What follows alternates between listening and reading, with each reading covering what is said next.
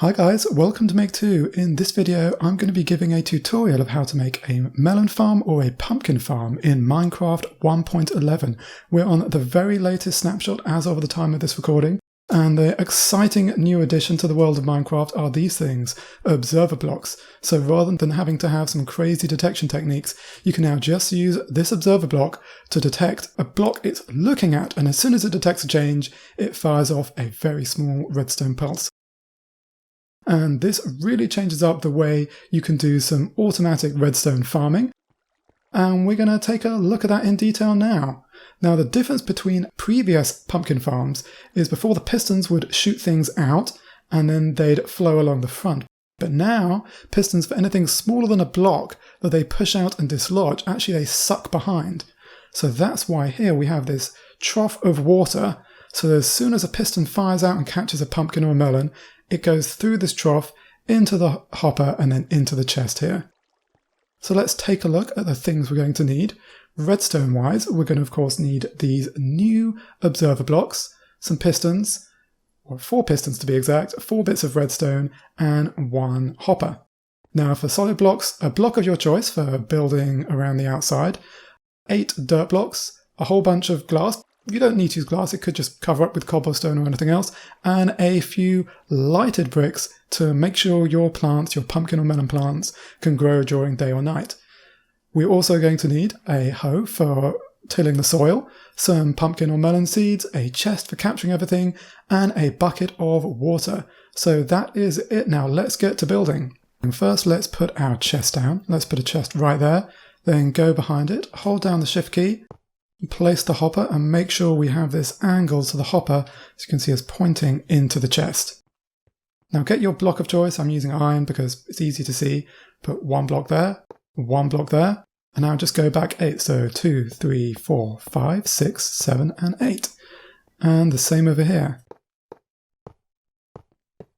Okay, now build that up 9 and take that 9th row up 3. And now place 3 blocks right at the front on that 9th row. So you have a 3x3 panel at the end and you have 2x8 area over here.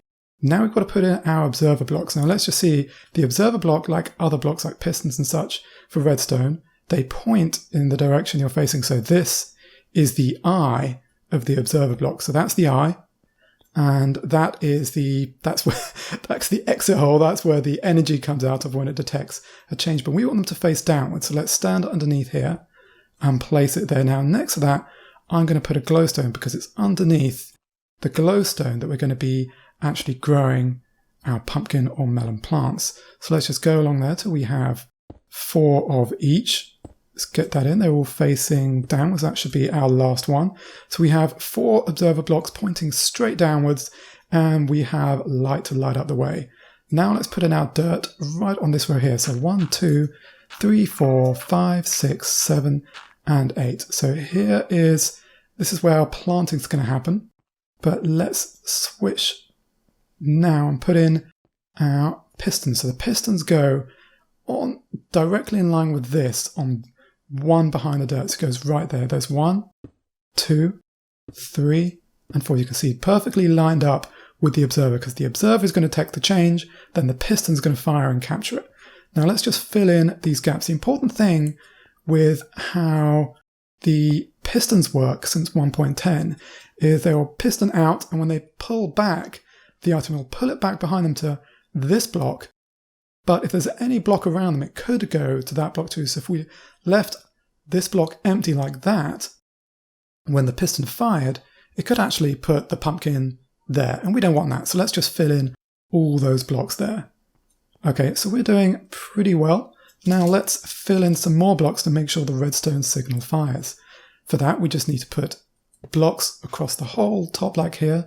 So this whole row of 8 gets 1 row of the block of your choice. And let's do the same on top of the pistons. We have the piston here, then we have a block of your choice above it, and on that block, put some redstone dust, and the same on all of those. Now, what this is going to do is when the observer fires, it's going to put its signal into this block here, which is going to light this redstone, which is going to power the piston very quickly. And that is going to pull our pumpkin or melon all the way backwards. So that's exactly what we want. Now we're going to fill in a channel here for water. I'm using glass just so you can see what's going on, and just have that going all the way to the end like this. And now let's put down our water here.